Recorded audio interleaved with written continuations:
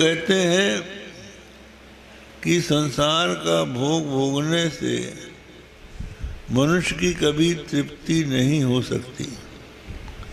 एक राजा था, उस राजा के पास एक बकरी थी।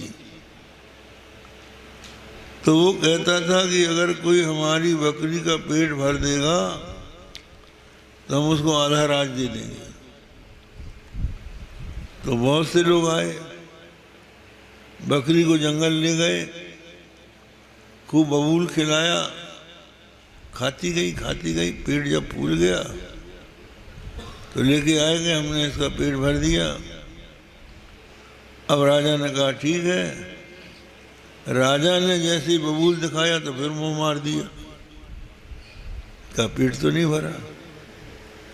ऐसे कई लोग आए और बकरी का पेट भरने में असफल रहे। अंततो गत्वा एक बुद्धिमान मनुष्य आया, उसने भी ले जाके बकरी को खूब खिलाया। जब पेट भर गया तो फिर बबूल दिखाया और जैसे ही उसने मुंह मारा तो एक डंडा दिया मुंह में। तड़ से मुंह दिया तो बहुत जोरों से लगा, मुंह इधर फेर दिया। फिर उसके बाद फिर खिलाया तो फिर मुंह किया, फिर मारा। 10-20 डंडा खाने के बाद बकरी समझ गई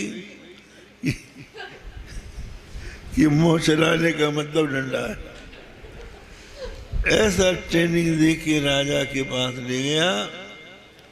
राजा ने उसको खिलाना चाहा, लेकिन फिर उसने डंडे की तरफ देखा। इसी तरह संसार से वैराग के लिए वैराग का डंडा, दोष दृष्टि का डंडा जब तक नहीं मारोगे ये संसार नहीं छूटता है। हो ही न विषय विराग भवन अवसत वा चौथ मन।